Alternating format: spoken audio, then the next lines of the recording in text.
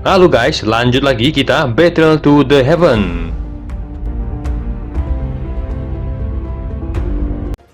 Dengan berjalannya waktu, semakin banyak orang mengira Soyan sudah tewas. Mereka tak mengira juara pertemuan pil ini akan berakhir dengan nasib yang menyedihkan. Namun di saat semua orang berhenti berharap, bagian dalam wilayah bintang yang seperti kematian tiba-tiba bergetar. Di dalam wilayah bintang, nampak Soyan sedang duduk bersila dengan api keunguan yang nampak menyelubungi tubuhnya. Sudah hampir 8 bulan dia menutup matanya dan tubuhnya tidak bergerak sedikit pun. Namun dia akhirnya membuka matanya. Api keunguan nampak menyala di matanya.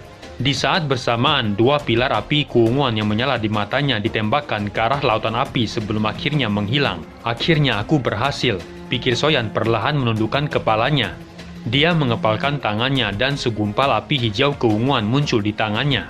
Ini adalah api surgawiku yang baru, karena terbentuk dari penggabungan 3 jenis api surgawi. Api ini akan disebut api 3000 hijau giok. Gumam Soyan. Soyan mengepalkan tangannya dan menyerap api 3000 hijau giok kembali ke tubuhnya. Dia tiba-tiba melihat ke langit dan berteriak. Mengikuti teriakan itu, doucinya juga melonjak menyebabkan lautan api kehitaman di sekitarnya berputar seperti badai yang liar dan ganas. Dari dojong bintang 4, dia akhirnya menerobos dojong bintang 9. Senyuman lebar muncul di wajahnya. Dia tidak akan melarikan diri lagi dari Mugu jika mereka bertemu kali ini. Soyan menoleh ke boneka langit di sampingnya dan segera terkejut ketika melihat warna keemasan boneka langit yang menjadi lebih gelap karena suhu yang sangat tinggi. Jika dia tidak berhasil menelan api 3000 membakar, kemungkinan nasibnya akan berakhir tragis. Kekuatan bertarung boneka langit saat ini seharusnya sudah meningkat tajam.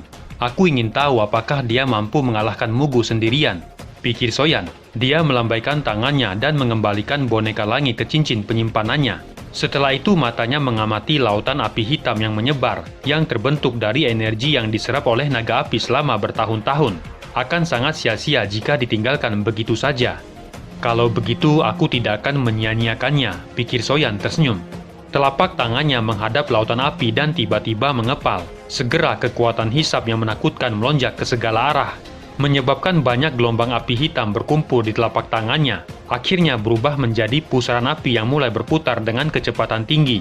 Riak energi menakutkan menyebar dari pusaran api dan cahaya api tiba-tiba meletus menjadi gelombang cahaya yang menyilaukan sebelum akhirnya berubah menjadi manik petir api di telapak tangannya. Sebelum akhirnya berubah menjadi manik petir api di telapak tangannya.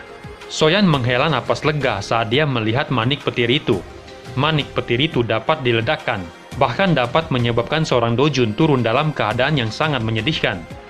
Manik itu akan menjadi senjata mengejutkan jika digunakan tepat waktu. Soyan tidak berhenti setelah berhasil menyempurnakan satu manik petir. Dia hanya akan berhenti setelah menyempurnakan semua api hitam yang dia bisa. Soyan memulihkan doucinya setelah membuat 100 manik petir dan terkejut ketika merasakan doucinya pulih dengan cepat. Sepertinya mantra apinya telah berevolusi mencapai tingkat tinggi. Matanya menyapu bagian dalam wilayah bintang sebelum berjalan ke tempat pintu keluar spasial berada. Sementara itu di luar wilayah bintang nampak semua orang di Menara Pil sedang turun dalam keadaan yang cemas. Hampir semua ahli dari Menara Pil sudah berkumpul di langit di bawah banyak tatapan cemas. Saat ini semua orang masih ingat Xuan Kongji yang melarikan diri dengan menyedihkan dari wilayah bintang. Jika api di dalam wilayah bintang benar-benar meletus, kota Pil Suci kemungkinan akan hancur dalam sekejap. Dan saat ini wilayah bintang tiba-tiba mulai menunjukkan tanda-tanda akan meletus. Bahkan segel di wilayah bintang tidak bisa bertahan lebih lama lagi. Ini menyebabkan semua orang di dalam kota Pil menjadi sangat ketakutan. Semua orang yang bukan Do Huang cepat mundur. Biarkan para ahli yang tersisa bersiap membentuk formasi untuk melindungi kota Pil. Xuan Yi, Tianli, mari kita perkuat segelnya, kata Kongji dengan suara yang dalam. Xuan Yi dan Tianli mengangguk dengan wajah muram. Mereka tahu kekuatan penghancur seperti apa yang akan turun jika wilayah bintang meletus. Xiaoyi, apakah kita harus pergi? Kata Tianhuo yang berdiri di salah satu puncak bangunan. Aku akan menunggu dia, kata Xiaoyi menggelengkan kepalanya. Tianhuo hanya menghela napas saat mendengar itu. Dia melirik Xian di sampingnya yang sedang bermain dengan segel cahaya emas di tangannya. Tidak ada masalah dengan segel naganya. Xiaoyan seharusnya baik-baik saja. Tapi kenapa dia tidak ada kabarnya? Kata Jian diam-diam melirik Xiaoyi yang menatap riak di langit. Perkuat segelnya, teriak Kongji dengan dingin. Segera 3 cahaya kuat menyerbu ke dalam ruang kosong menyebabkan riak melingkar yang menyebar ke sekitarnya. Namun sebelum mereka bisa menggunakan semua kekuatan, mereka melihat pintu keluar spasial yang tiba-tiba beriak. Segera retakannya menyebar muncul di depan kelompok Kongji yang nampak kusam. Ini sudah berakhir. Gumam Kongji dan 2 lainnya yang ekspresinya langsung menjadi sangat jelek saat mereka melihat pintu spasial yang akan hancur. Api hitam yang menggerikan menyapu keluar seperti badai membuat kota Pil menjadi panik. "Cepat bangun formasi yang kuat," teriak Kongji dengan marah. Banyak ahli dari Menara Pil segera bertindak ketika mereka mendengar perintah Kongji.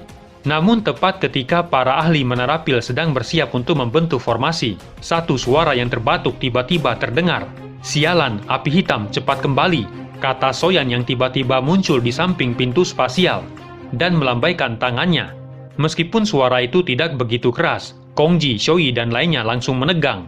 Beberapa percakapan segera terdengar. Itu adalah Xiaoyan. Dia masih hidup. Bagaimana mungkin? Apa yang terjadi pada nyala api itu? Bahkan ketua Kongji tidak dapat menahannya. Xiaoyan mengangkat kepalanya dan melihat Kongji, Xuanyi, dan Tianli yang nampak tercengang di langit. "Tiga ketua, bagaimana kabarnya?" kata Xiaoyan tersenyum. "Xiaoyan, kamu benar-benar masih hidup," kata Kongji yang wajahnya dipenuhi keterkejutan dan ketidakpercayaan. Dia telah memasuki wilayah bintang dan bahkan tidak berani tinggal lama di dalamnya. Namun Soyan bisa tetap di dalamnya selama 8 bulan tanpa terluka. Soyan hanya mengangkat bahunya saat melihat tatapan tercengang dari ketiganya. Dia melambaikan tangannya mengusap pintu spasial dan perlahan menghilang. Di saat yang sama, api hitam yang menyebar di kota Pil juga tiba-tiba menghilang. "Apa yang terjadi dengan Douchimu?" kata Kongji yang pulih dari keterkejutannya. Mata mereka dengan hati-hati menyapu tubuh Xiaoyan. "Kamu telah menaklukkan api 3000 membakar," kata Kongji tercengang. Ketua Kongji tidak berpikir untuk mengambilnya kembali, bukan? "Aku baik-baik saja jika kamu telah menyelesaikan ancaman itu. Aku tidak menyangka kamu bisa menaklukkan api itu," kata Kongji tertegun. Xiaoyan tersenyum mendengar itu. Dia baru saja akan berbicara ketika Xiaoyi muncul di sampingnya dan memegang tangannya. Wajahnya yang memikat saat ini dipenuhi dengan kegembiraan. "Tenang, aku baik-baik saja," kata Soyan memegang tangan Xiaoyi dan tersenyum. "Aku sudah mengatakan kalau dia pasti baik-baik saja. Segel nagaku tidak akan salah," kata Jian dengan kegembiraan yang terdengar di suaranya saat dia muncul di belakang Xiaoyi. "Pak Tuayao, aku telah membuat kalian semua khawatir," kata Xiaoyan tersenyum. Tianhuo hanya tersenyum dan menggelengkan kepalanya saat mendengar itu. Matanya menyapu Soyan dan keterkejutan melintas di matanya saat dia merasakan kekuatan Xiaoyan yang telah mencapai bintang 9 dojong hanya dalam waktu kurang dari setahun. Dengan kekuatannya itu, sepertinya tidak ada orang di kelas dojong yang cocok untuknya. Bahkan beberapa dojun biasa mungkin tidak akan menang melawannya. "Kecepatanmu itu benar-benar menakutkan. Sepertinya tidak akan sulit bagimu untuk menerobos kelas dojun," kata Tianhuo tersenyum getir. "Orang yang paling mengkhawatirkanmu adalah dia," kata Tianhuo seraya melirik ke arah Xiaoyi. "Saat kamu hilang, dia terus berpikir untuk memasuki wilayah bintang. Jika 3 ketua tidak menghentikannya, dia akan dengan paksa menerobos masuk," kata Tianhuo. Xiaoyan menatap Xiaoyi yang nampak pucat. Kebaikan Xiaoyi terhadapnya telah membuat emosi yang rumit melonjak di hatinya. Xiaoyi tampaknya telah merasakan perubahan di mata Xiaoyan dan menyebabkan dia merasa sedikit panik. Dia segera melepaskan tangannya dan dengan lembut berkata, "Semua orang mengkhawatirkanmu, jangan melakukan hal yang berbahaya seperti itu lagi di masa depan." Xiaoyan mengangguk sambil tersenyum sebelum menyapu matanya. Dia melihat barisan besar Menara Pil di sekelilingnya dan tanpa sadar tersenyum sebelum berbicara dan menangkupkan tangannya ke arah Kongji dan lainnya. "Maaf telah menyebabkan masalah di Menara Pil. Tidak apa-apa selama kamu baik-baik saja. Saya telah menderita banyak gangguan dari Xuanyi selama waktu ini. Jika sesuatu terjadi padamu, Yao Chen pasti akan datang dan menemukan masalah," kata Kongji melambaikan tangannya dan tersenyum. Ekspresi Soyan segera berubah saat mendengar nama Yao Chen. Kilatan dingin melintas di matanya. Dia telah berhasil mendapatkan api 3000 membakar. Sudah waktunya untuk menyelamatkan Yao Chen dari sekte jiwa. Melihat wajah Xiaoyan yang agak dingin, Xuanyi sepertinya memikirkan sesuatu dan dengan lembut berkata, "Ini bukan tempat untuk berbicara. Kami juga telah memperoleh informasi tentang di mana Yao Chen ditahan." Hati Xiaoyan tiba-tiba melonjak saat mendengar itu dan segera mengangguk. Di dalam ruangan Menara Pil nampak Xiaoyan dan lainnya telah berkumpul. "Dari informasi yang kami dapat, sekte jiwa telah memindahkan Yao Chen," kata Kongji dengan muram. "Di mana sekte jiwa memenjarakan guru?" kata Soyan buru-buru bertanya. Ada beberapa petunjuk, tapi belum dikabarkan. Kami masih membutuhkan waktu untuk mendapatkan informasi yang tepat, kata Xuan Yi. Kamu tidak perlu terlalu khawatir. Yao Chen sangat berguna bagi Sekte Jiwa. Mereka tidak akan menyakitinya. Namun kamu hanya dapat mengandalkan kemampuanmu. Menerapil saat ini tidak sebanding dengan Sekte Jiwa. Karena itu, tidak masalah. Sudah cukup menerapil membantuku menemukan lokasi guruku di penjara. Tidak perlu bantuan yang lebih banyak, kata Xiaoyan. Kamu bisa yakin, kami akan melakukan yang terbaik untuk membantumu. Kata Kongji merasa sedikit menyesal. Kalau begitu aku akan berterima kasih pada Ketua Kongji, kata Xiaoyan menengkupkan tangannya. Kamu harus beristirahat di Menerapil selama waktu ini. Setelah kami memperoleh informasi, kamu dapat segera bertindak, kata Kongji. Xiaoyan tersenyum dan mengangguk. Dia mengepalkan tangannya dan batu giok muncul di tangannya. Batu giok itu adalah pemberian Feng Zunzi. Sekarang saatnya memanggilnya.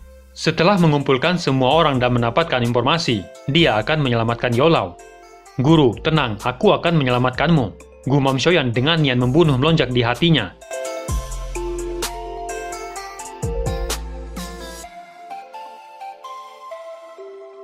Cerita pun selesai. Nantikan spoiler selanjutnya, guys. Buat yang belum subrek, dibantu subrek yo guys, biar jalan terus spoilernya.